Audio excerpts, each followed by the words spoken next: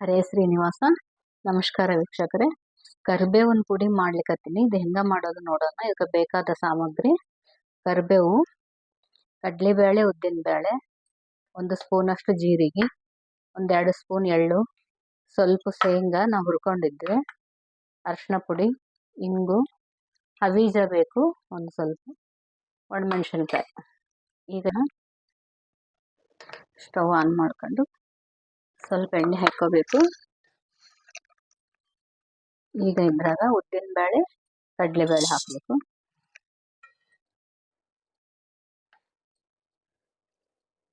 ನೀವು ಸ್ವಲ್ಪ ಹುರಿದ ಮೇಲೆ ಹವೀಜ ಹಾಕಬೇಕು. ಇದು ಆರೋಗ್ಯಕ್ಕೆ ಬಹಳ ಒಳ್ಳೇದು. ಇದು ಕೂದಲಿಗೂ ಒಳ್ಳೇದು.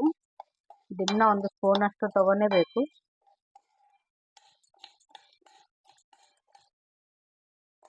ಕಣ್ಣಿಗೆ ಕೂಡ ಒಳ್ಳೇದು, ಕೂದಲಿಗೂ ಒಳ್ಳೇದು. ಹೇರ್ ಫಾಲ್ ಭಾಳ ಆಗ್ತದಲ್ಲ ಎಲ್ಲರಿಗೆ, ಅದಕ್ಕೂ ಒಳ್ಳೇದು. ಇದಕ್ಕೆ ಪ್ರತಿದಿನವೂ ಅನ್ನಕ್ಕೆ 1 ಸ್ಪೂನ್ ಹಾಕೋಬೇಕು. ಇಡ್ಲಿಗೂ ಚಲೋ, ದೋಸೆಗೆ ಎಲ್ಲದಕ್ಕೆ ಬರ್ತದೆ ಇದು. 1 ಮಂತ್ ಸ್ಟೋರೇಜ್ ಆಗ್ತದೆ. ಇದು ಫ್ರಿಜ್ನಾಗ ಇಟ್ಟರೆ ಫ್ರೆಶ್ ಆಗಿ 1 ಮಂತ್ ಇರ್ತದೆ.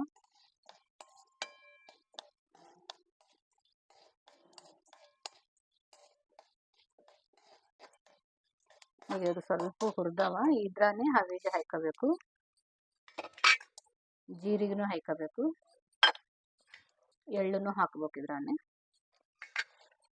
ಇವು ಮತ್ತೆ ಸ್ವಲ್ಪ ಫ್ರೈ ಆದ್ಮೇಲೆ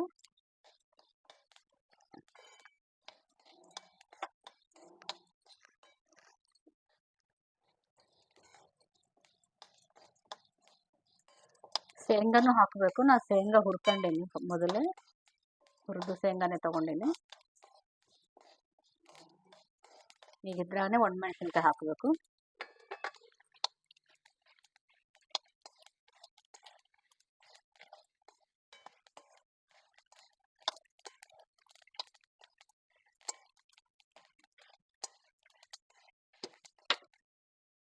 ಈಗ ಇದು ಜಾರಿಗೆ ಹಾಕೋಬೇಕು. ತಣ್ಣಗಾದ್ಮೇಲೆ ಮಿಕ್ಸಿಗೆ ಹಾಕಬೇಕು.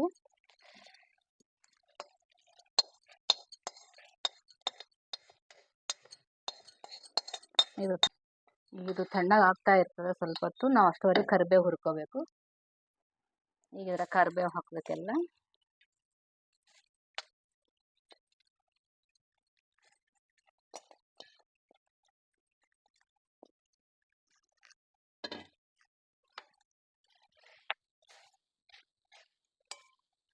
ಚಲೋ ಡ್ರೈ ಆಗ್ಬೇಕಿದಷ್ಟು.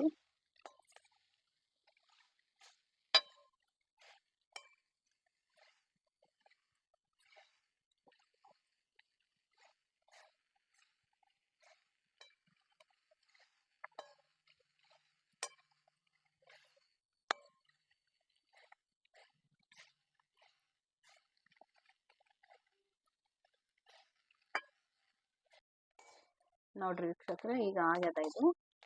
ಈಗ ಸ್ವಲ್ಪ ತಣ್ಣಗಾದ್ಮೇಲೆ ಮಿಕ್ಸಿಗೆ ಹಾಕಬೇಕು.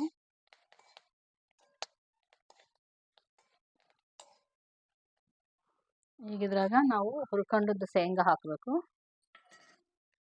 ಸ್ವಲ್ಪ ಅರಿಶಿನ ಪುಡಿ, ಇಂಗು ಹಾಕ್ಬೇಕ್ರಿ. ಈಗ ರುಚಿಗೆ ತಕ್ಕಷ್ಟು ಸ್ವಲ್ಪ ಉಪ್ಪು ಹಾಕಬೇಕು. ಇವೆಲ್ಲ ಮಿಕ್ಸಿ ಮಾಡ್ಬೇಕು. ಈಗ ನೋಡ್ರಿ, ಇದು ಅರ್ಧ ಮಿಕ್ಸಿಗೆ ಹಾಕೀನಿ. ಈಗ ಕರಿಬೇವು ಹಾಕೊಂಡು ಮತ್ತೆ ತಿರುಗಿಸ್ಬೇಕು. ನೋಡ್ರಿ ವೀಕ್ಷಕರೇ, ರುಚಿಕರವಾದ ಕರಿಬೇವು ಪುಡಿ ರೆಡಿ ಆಯಿತು.